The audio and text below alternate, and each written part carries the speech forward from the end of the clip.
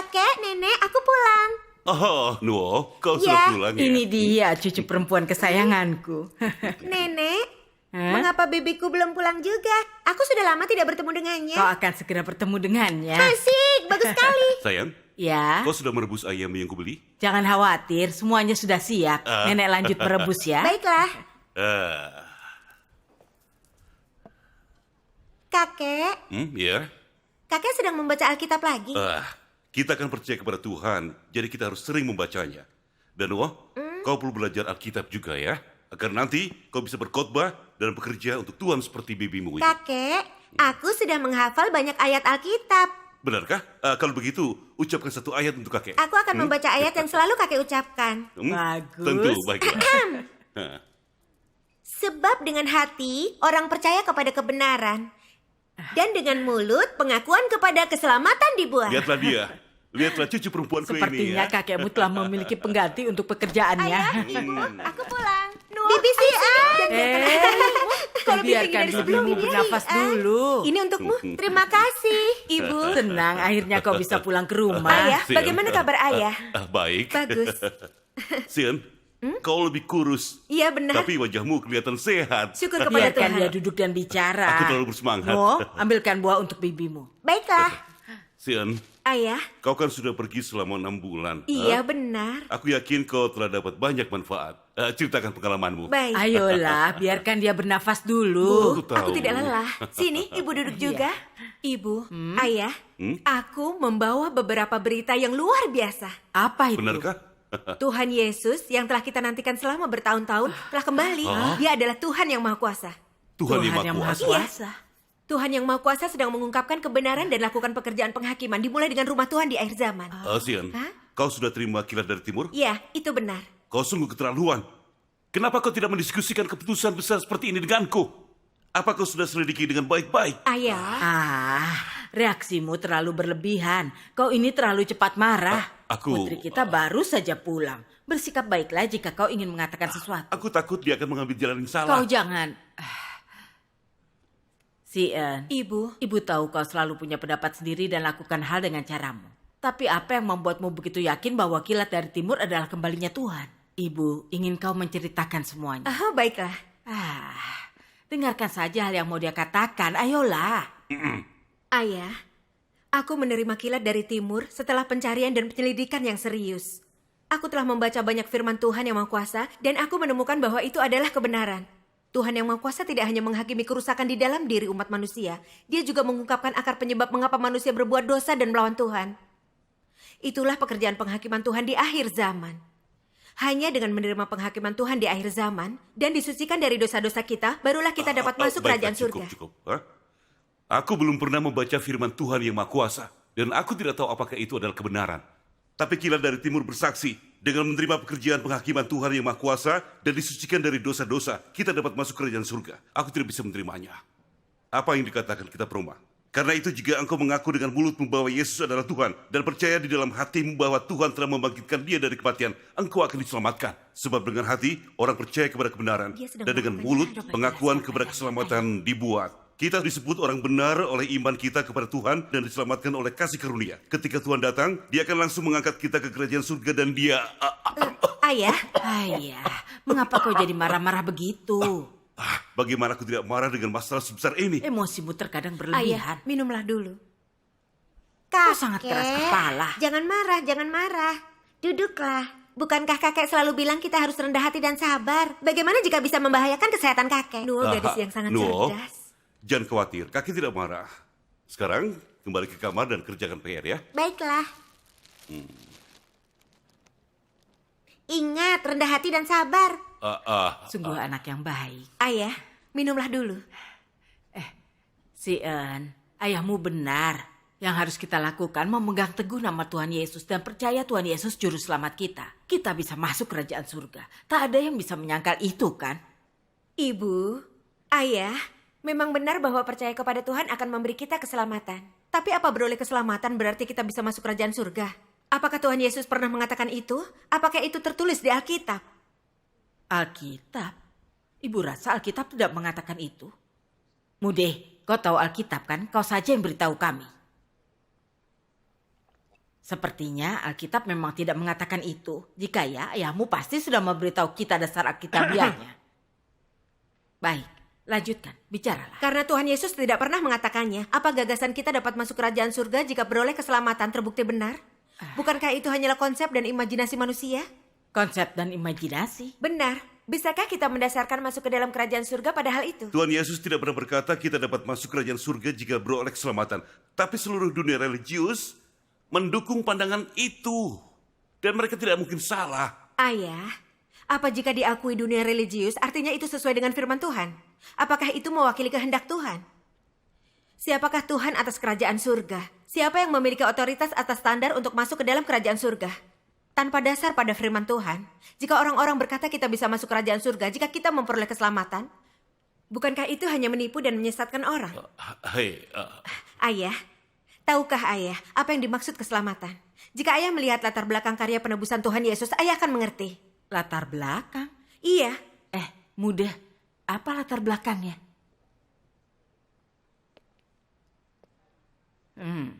Sepertinya ayahmu juga tidak tahu. Lanjutkan. Tentu saja aku tahu. Aku baru saja ingin mengatakannya. Kok ini? Dalam kitab Maliaki, bahwa orang Israel pada masa itu semakin banyak berbuat dosa dan tidak dapat lagi menaati hukum Taurat. Jadi mereka dalam bahaya dihukum mati oleh hukum Taurat. Ayah benar sekali. Atas latar belakang itulah, Tuhan Yesus dipakukan di kayu salib sebagai korban penghapus dosa untuk menebus umat manusia. Selama manusia percaya kepada Tuhan dan mengakui dosa-dosanya dan bertobat, dosa-dosa mereka akan diampuni. Dan mereka dapat menikmati damai sejahtera, sukacita, dan kasih karunia Tuhan yang berlimpah. Itulah arti sebenarnya dari keselamatan di zaman kasih karunia. Jadi, itulah artinya memperoleh keselamatan. Iya. Jadi, keselamatan hanya mengacu pada pengampunan dosa-dosamu dan tidak dihukum oleh hukum Taurat. Hei, yang dikatakan putri kita masuk akal dan sesuai dengan Alkitab. Dia menerangkan lebih jelas daripadamu. Mengapa batuk? Dia memang menerangkan lebih jelas daripadamu. Kau benar sekali. Ayo, duduk dan lanjutkan. Baiklah. Ayah, kita percaya kepada Tuhan dan beroleh keselamatan. Tapi kita masih bisa sering berbohong dan berbuat dosa, dan kita belum lepas dari perbudakan dan ikatan dosa. Tuhan berfirman, karena itu jadilah kudus, sebab aku ini kudus. Siapa saja yang melakukan dosa adalah hamba dosa. Dan hamba tidak tinggal di rumah selamanya, tapi anak tetap tinggal selama-lamanya. Tuhan itu kudus. Tak seorang pun yang tidak kudus dapat melihat Tuhan. Kerajaan surga diperintah oleh Tuhan, itu adalah tempat yang kudus. Bagaimana mungkin Tuhan membiarkan orang yang sering berbuat dosa dan menentang dia untuk masuk kerajaan surga? Ayah, apa aku benar tentang hal ini? Kedengarannya benar sekali. Bahkan, jika kita percaya kepada Tuhan dan mendapatkan keselamatan karena kasih karunia, itu bukan berarti kita memenuhi syarat untuk masuk kerajaan surga. Keselamatan dan masuk kerajaan surga adalah dua hal yang sangat berbeda. Dengarkan dia. Persekutuannya itu sepenuhnya benar. Kau benar, kita masih sering berbuat dosa. Namun korban penghapus dosa Tuhan Yesus bersifat kekal. Selama kita mengakui dosa-dosa kita kepada Tuhan dan bertaubat, Dia akan mengampuni kita. Dalam kitab Roma dikatakan, siapakah yang berani menjamah orang pilihan Tuhan? Tuhan sendiri yang membenarkan mereka. Siapakah yang berani menghukum? Tuhan telah mengampuni semua dosa kita dan tidak melihat kita sebagai orang yang berdosa. Kita tidak lagi ada di dalam dosa. Benar. Bukankah itu berarti kita bisa masuk kerajaan surga? Ya, itulah yang dikatakan oleh semua pendeta dan penatua. Apa yang mereka katakan? Kasih Tuhan tidak terbatas dan kasih karunia-Nya tidak terhingga. Tidak peduli apakah kita telah berbuat dosa di masa lalu, berbuat dosa di masa sekarang, atau bahkan berbuat dosa di masa depan. Selama kita datang di hadapan Tuhan, mengaku dan bertobat, Tuhan akan mengampuni kita. Dan ketika Tuhan datang, Dia akan langsung mengangkat kita ke dalam kerajaan surga. Wah, Ibu meniru dengan bagus. Ibu sudah sering mendengarnya. Tapi Bu, jika kita setuju bahwa korban penghapus dosa Tuhan Yesus bersifat kekal, bahwa tidak peduli berapa banyak dosa yang kita lakukan, Tuhan mengampuni kita. Juga dikatakan dalam Alkitab. Karena jika kita dengan sengaja berbuat dosa setelah menerima pengetahuan kebenaran, maka tidak ada lagi korban untuk menghapus dosa itu. Tetapi yang ada adalah penghakiman mengerikan dan lautan api yang akan menghanguskan orang-orang durhaka. Bagaimana kita bisa menjelaskan ini? Maksudmu jika kita tidak melakukan firman Tuhan dan dengan sengaja berbuat dosa, Tuhan tetap menghukum kita? Benar, Bu. Sini, duduklah. Ibu, Ayah, Renungkanlah itu. Jika kita memperoleh keselamatan, dosa-dosa kita diampuni dan dapat masuk kerajaan surga karena kita percaya. Bukankah itu berarti setiap orang yang percaya kepada Tuhan Yesus dapat masuk kerajaan surga? Iya. Jadi mengapa Tuhan Yesus berkata, bukan setiap orang yang memanggilku Tuhan, Tuhan yang akan masuk ke dalam kerajaan surga, melainkan dia yang melakukan kehendak Bapakku yang di surga. Dia juga berkata, banyak yang dipanggil tetapi sedikit yang dipilih. Kerajaan surga menderita kekerasan dan orang merebutnya dengan kekerasan. Bagaimana firman itu akan digenapi? Benar. Dan juga, ketika Tuhan kembali di akhir zaman, dia akan memisahkan domba dari kambing, gandum dari lalang, dan hamba yang baik dari yang jahat. Bagaimana nubuat-nubuat itu akan digenapi? Hai, Tuhan Yesus mengatakan semuanya dengan sangat jelas. Sepertinya tidak semua orang yang dosa-dosanya diampuni akan masuk kerajaan surga. Hei, bagaimana kita bisa melewatkan hal itu? Ada masalah apa lagi sekarang? Sian, coba teruskan sekarang. Ayahmu ingin kau melanjutkannya. Ayah, ibu, korban penghapus dosa itu bersifat kekal, tetapi kita harus melihatnya untuk siapa. Ini bukan untuk semua orang. Korban penghapus dosa adalah bersifat kekal bagi mereka yang mencapai pertobatan sejati. Orang-orang yang mencintai kebenaran dan yang ingin melakukan firman Tuhan dan menaati Tuhan, karena sifat dosa mereka tanpa sadar masih berbohong dan berbuat dosa. Dan terkadang mereka memberontak melawan Tuhan, hal-hal itu diampuni. Jika kita mengetahui dengan jelas jalan yang benar tetapi dengan sengaja melakukan dosa, korban penghapus dosa tidak lagi berlaku. Dan kita tidak memenuhi syarat untuk masuk kerajaan surga. Tidakkah apa yang gue katakan itu benar? Ya, itu memang benar. Katakan pada ayah, orang seperti apa yang bisa masuk kerajaan surga? Tentang jenis orang yang dapat masuk kerajaan surga, Tuhan Yesus berfirman, bertobatlah engkau karena kerajaan surga sudah dekat. Bukan setiap orang yang memanggilku Tuhan, Tuhan yang akan masuk ke dalam kerajaan surga, melainkan dia yang melakukan kehendak Bapakku yang di surga.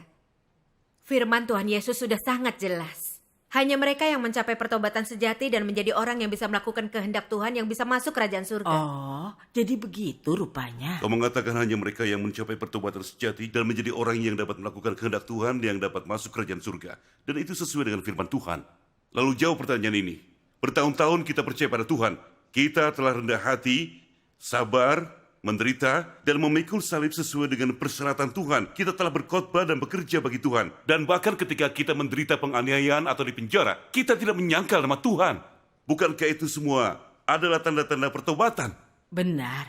Sebagai orang yang percaya kepada Tuhan, kita mengakui kita orang berdosa. Ketika kita berbuat dosa, kita dapat datang ke hadapan Tuhan, menangis, bertobat, berdoa, mengakui dosa-dosa kita, dan memohon ampunan Tuhan.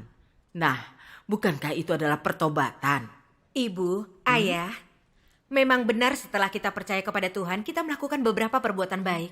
Tetapi kita masih sering memberontak dan menentang Tuhan. Dan kita sering sombong, menolak untuk tunduk kepada siapapun, egois dan serakah, dan berusaha untuk memuaskan kesombongan kita. Kita sering iri hati kepada orang lain dan membenci orang lain. Dan kita masih bisa berbohong dan menipu. Bahkan saat kita berdoa, kita katakan hal yang menyanjung untuk menenangkan Tuhan. Apakah itu pertobatan sejati? Tuhan Yesus menuntut agar kita menjadi orang yang jujur, tetapi sudahkah kita melakukannya? Tuhan Yesus mengharuskan kita mengasihi Tuhan dengan segenap hati, pikiran, dan jiwa kita, dan agar kita mengasihi orang lain, sudahkah kita melakukannya? Kita tidak bisa melakukan perkataan Tuhan atau menaati perintah-perintah Tuhan. Apakah itu pertobatan sejati? Sebenarnya tidak. Sayang, putri kita benar. Ketika kita berbuat dosa, kita menangis di hadapan Tuhan, berdoa dan mengakui dosa-dosa kita. Tapi apa yang terjadi setelah itu? Kita menyeka air mata kita, berdiri, dan terus berbohong dan berbuat dosa. Benar. Itu hanya penyesalan, tidak ada perubahan di dalamnya. Kita berkata, Kristus adalah Tuhan atas rumahku. Tapi sebenarnya kita semua ingin menjadi orang yang memegang kendali. Seperti itu, kau tidak tunduk padaku dan aku tidak tunduk padamu. Kita anggap diri kita lebih penting daripada orang lain, berusaha memegang kendali dan membuat semua orang mendengarkan kita. Selama ibadah dan khotbah, kita sering memamerkan pekerjaan kita.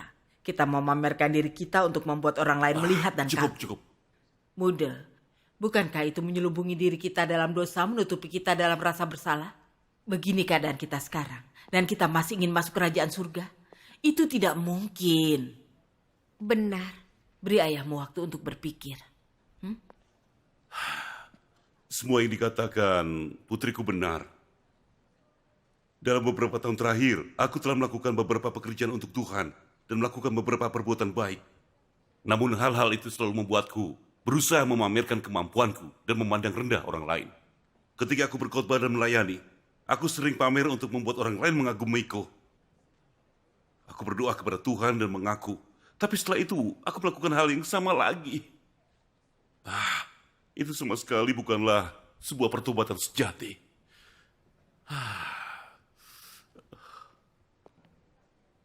Muda, kenapa kau ini? Apa yang sedang kau lakukan bergumam sendiri di sini? Ada sebuah pepatah, semakin dalam kau berendam di sumur, semakin bersih airnya. Semakin terbuka kau berbagi, semakin jelas jadinya. Semakin banyak kita bersekutu dengan kebenaran, hati kita menjadi lebih terang. Bukankah begitu? Kita harus mendengarkan dia dengan baik, kan? Aku sudah mendengarkan. Hah?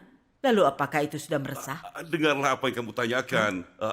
Apakah aku jenis orang yang tidak masuk akal? Dia sungguh bisa bersandiwara. Sion, Ayah, sejauh ini semua yang kau katakan itu masuk akal. Dan ayah sudah mendengarkan. syukur kepada Tuhan. Ayah ingin kau memberitahu ayah lebih spesifik lagi tentang apa yang dimaksud dengan pertobatan sejati. Ayah, apakah ayah ingat bunyi Matius 22 ayat 37 sampai 39? Engkau harus mengasihi Tuhan dengan segenap hatimu dan segenap jiwamu dan segenap pikiranmu. Inilah perintah pertama dan yang terutama. Dan perintah yang kedua, yang sama dengan itu engkau harus mengasihi sesamamu manusia seperti diri sendiri. Amin. Juga ada nubuatan dalam kitab Wahyu. Berbahagialah mereka yang melakukan perintah-perintahnya. Sehingga mereka dapat memperoleh hak atas pohon kehidupan dan dapat masuk melalui pintu-pintu gerbang ke dalam kota itu. Berdasarkan pada firman Tuhan, sebagaimana yang kupahami, pertobatan sejati mengacu pada ketika orang tidak lagi berbuat dosa atau menentang Tuhan. Ketika sifat dosa dalam diri kita ditahirkan, ketika kita dapat melakukan firman Tuhan, hidup dengan firman Tuhan, dan tidak lagi memberontak atau menentang Tuhan, ketika kita melakukan segala sesuatu untuk Tuhan, murni karena kasih kepadanya, tanpa ada agenda pribadi, dan ketika semua yang kita lakukan adalah murni untuk menaati dan membalas kasih Tuhan, itulah pertobatan yang sejati, dan barulah kita bisa masuk kerajaan surga. Oh, itu benar sekali. Ayah, renungkanlah, siapa di antara kita yang percaya pada Tuhan yang telah mencapai pertobatan sejati? Iya. Pikirkan tentang orang-orang rohani yang terkenal itu, para pendeta dan penatua. Meskipun mereka sudah tidak asing lagi dengan Alkitab, dapat bekerja dan melayani, dan secara lahiriah melakukan perbuatan baik, siapa di antara mereka yang telah lepas dari perbudakan dosa dan mencapai pertobatan sejati? Itu sepertinya tidak ada. Benar. Selama bertahun-tahun, kita juga ingin lepas dari perbudakan dosa. Kenapa kita tidak bisa melakukannya? Ini benar-benar masalah. Mengapa orang-orang yang percaya kepada Tuhan tidak dapat lepas dari perbudakan dosa? Mari kita baca 2 bagian dari firman Tuhan yang Maha Kuasa dan kita dapat mengerti. Tentu saja. Sini, Ibu akan membaca yang pertama. Baiklah. Tapi tunggu, kau... Minggir sedikit. Aku gregetan dengan perempuan ini. Meskipun Yesus melakukan banyak pekerjaan di antara manusia, Ia hanya menyelesaikan penebusan seluruh umat manusia dan menjadi korban penghapus dosa manusia, tetapi tidak melepaskan manusia dari wataknya yang rusak. Menyelamatkan manusia sepenuhnya dari pengaruh iblis. Tidak hanya membuat Yesus harus menanggung dosa manusia sebagai korban penghapus dosa, tetapi juga membuat Tuhan wajib melakukan pekerjaan yang lebih besar untuk melepaskan manusia dari wataknya yang telah dirusak iblis. Jadi, setelah dosa manusia diampuni, Tuhan kembali menjadi daging untuk memimpin manusia memasuki zaman yang baru. Tuhan memulai melakukan hajaran dan penghakiman. Dan pekerjaan ini telah membawa manusia ke dalam alam yang lebih tinggi. Amin. Aku baca yang berikutnya.